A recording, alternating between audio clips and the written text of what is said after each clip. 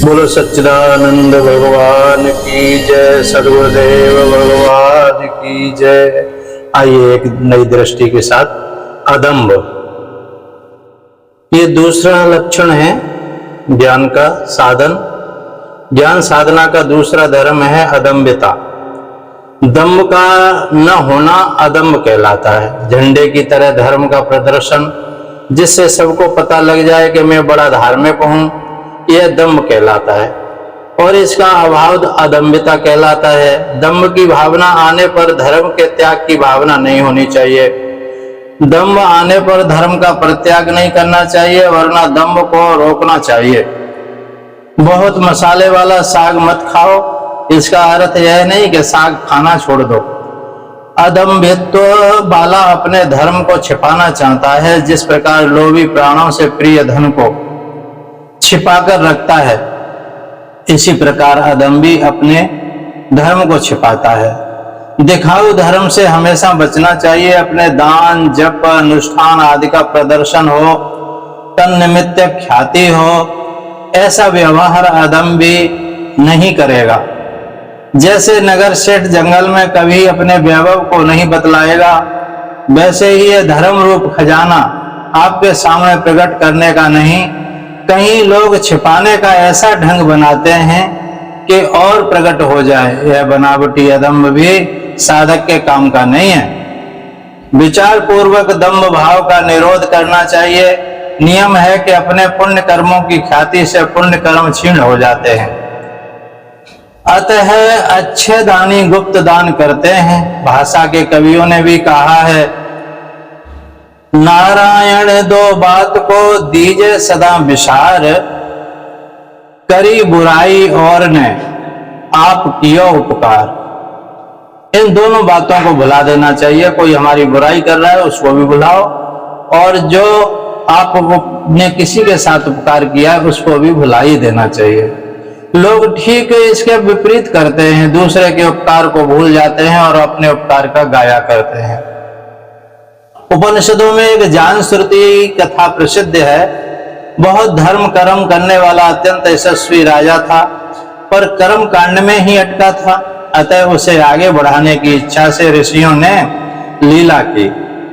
हंसों के रूप में जान श्रुति के महल पर से उड़े और नीचे जान श्रुति लेटा था। वह सुने।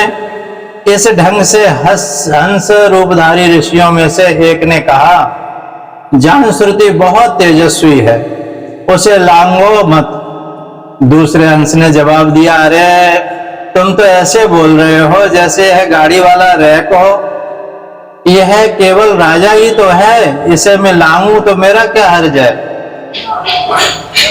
यह सुनकर जान श्रुति के अभिमान का ठेस लगी। उसने दूतों द्वारा रैक की खोज कराई। जहां बड़े विद्वान आदि थे, वहां सर्वत्र ढूंढने पर भी रैक का पता नहीं लगा। साधारण ब्राह्मणों के लायक स्थानों पर खोजना प्रारंभ किया तो एक छकड़े के नीचे एक रैक मिल गए। यद्यपि उन्हें देखने पर कोई वैशिष्ट नहीं दिखता था, तथापि पूछा तो उन्होंने रैक होना स्वीकार कर लिया। जान श्रुति उनकी सेवा में गया और उनके सर्व संवर्ग विद्या का उपदेश किया। विचार करो, जान श्रुति धार्मिक तो था, पर उसमें दम्भ था, इसलिए उसे अपनी निंदा नजर आई। महसूस हुई कि मेरे धर्माचरण को हंस ने निकृष्ट कैसे कहा। दूसरी तरफ रैक मुनि में विद्या थी, अतः कोई प्रदर्शन नहीं था, अदम्भ था। केवल कर्मी दम्भ से बचे यह मुश्किल है। विद्या से ही यह संभव होता है कि अदम्भ का महत्व समझकर साधक दम्भ का परित्याग करे।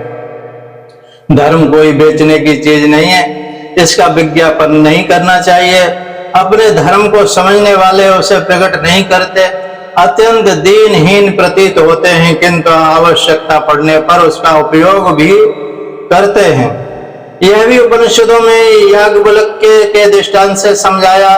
सर्वश्रेष्ठ ब्रह्मवेत्ता ये गायें ले जाएं, यह जनक ने घोषणा की। बड़े बड़े ज्ञानी ऋषि वहां थे, पर किसी ने आगे बढ़ने की हिम्मत नहीं की। याज्ञवल्क्य ने सोचा कि यह तो प्रतीत होगा कि यह कोई ब्रह्मवेत्ता है ही नहीं, इससे विद्या का अपकीर्ति होगी कि केवल बातें हैं, कोई विद्वान हुआ ही नहीं करता। अतः उन्होंने अपने शिष्य से कहा, गाय ले चलो। तब अन्यों ने पूछा, क्या तू ही सर्वश्रेष्ठ ब्रह्म ऋषि है? यज्ञ बालक ने कहा कि ब्रह्म ऋषि को तो हम नमस्कार किया करते हैं, गायों की जरूरत थी अतः ले जा रहे हैं। फिर सभी ने विविध ब्रह्म विषयक प्रश्न किए और याज्ञवल्क्य से कहा, सबका समीचीनी उत्तर दिया। केले की डाली हल्की और पोली होती है किंतु उसका फल रसदार होता है। नीम की डाली बाहर से अच्छी और ठोस प्रतीत होती है किंतु अंदर से उसमें कड़वाहट होती है। दम्भी जो गुण उसमें होते नहीं, उन गुणों का प्रदर्शन करना चाहता है कि तरह आध्यात्मिक वार्तालाप उसके अपने पांडित्य का प्रदर्शन करता है। अज्ञानतावश उसकी क्रियाएं ऐसी प्रकार चलती हैं किंतु दम्भ प्रकट हो जाने पर वह मुरझा जाता है। एक कालिकाचरण नाम का एक देवी उपासक था। किसी राजा के लिए अनुष्ठान कर उसने राजा को पुत्र लाभ कराया। तब से राजा उसे बहुत मान सम्मान देता था, अतः सभी लोग उसे अत्यंत प्रश्रय देते थे। एक काली मंदिर बनवाकर वह वहीं पूजा करते हुए रहने लगा।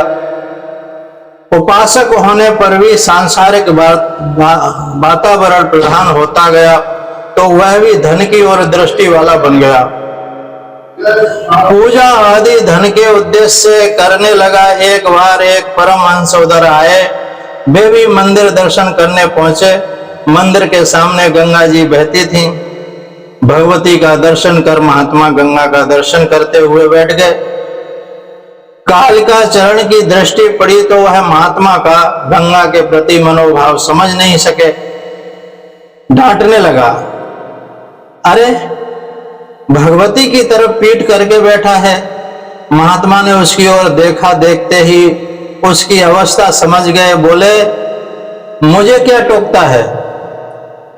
तू जिसका ध्यान करता है वह तो तेरे चरणों के नीचे है।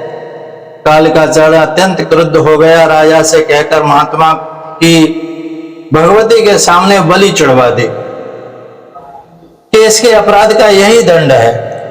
कुछ दिनों बाद उसी परमहंस का एक शिष्य उधर आया। उसने सारा किस्सा सुना, बड़ा दुखी हुआ। वह भी वैसे ही जाकर बैठा था। कालिकाचरण ने पुनः उसी प्रकार उसके वध का निर्णय किया। तब राजा आदि सब एकत्रित हो गए। बलि होने वाली थी, तब भगवती का विग्रह लुप्त हो गया। राजा घबराया, कालिकाचरण भी घबराया। तो क्या पर घबराहट ढांकते हुए बोला, देवी घूमने गए हैं।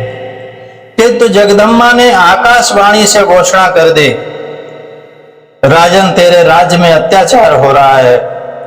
मेरे प्रिय पुत्र संतों को बलि चढ़ाई जा रही है। अब मैं यहां नहीं रह सकती। राजा भी सचेत हो गया। महात्मा की बात याद कर कालिकाचरण जहां बैठा था वहां खुदवाया तो गड़ा हुआ धन मिला। इसी के लिए वह उपासना पूजा का इतना प्रदर्शन करता था कि अधिकाधिक धन एकत्र करे। राजा ने उसे देश निकाला दे दिया और भगवती से प्रार्थना कर उन्हें पुनः स्थापित किया। अतः दम्भ व्यक्ति को सर्वथा मार्ग भ्रष्ट कर देता है। पहले धर्म का प्रदर्शन होता है, फिर प्रदर्शन ही रह जाता है, धर्म सर्वथा छूट जाता है। इसलिए दम्भ से हमेशा बचना चाहिए। प्रारंभ में थोड़ा बहुत दम्भ प्रत्येक साधक में रहता है, लेकिन सावधानी पूर्वक उसे हटाना चाहिए। थोड़ा भी बढ़ने नहीं देना चाहिए। मैं धार्मिक हूं, ऐसे भाव की जगह पर भगवान ही सब करा रहे हैं, मेरी सामर्थ्य नहीं, इस भावना को दृढ़ करते जाने से धीरे धीरे दम्भ दूर होता है। आप समझ गए होंगे, किसी भी साधना में दम्भ की जरूरत नहीं है।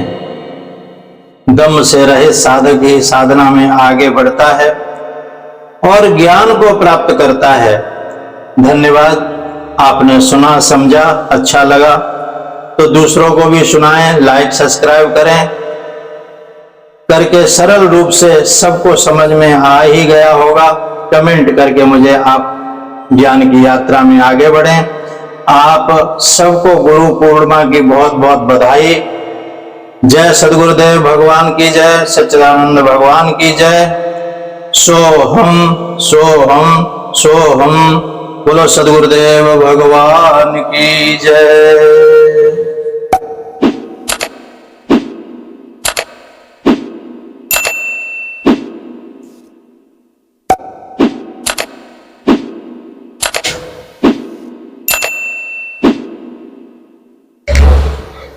Ouch.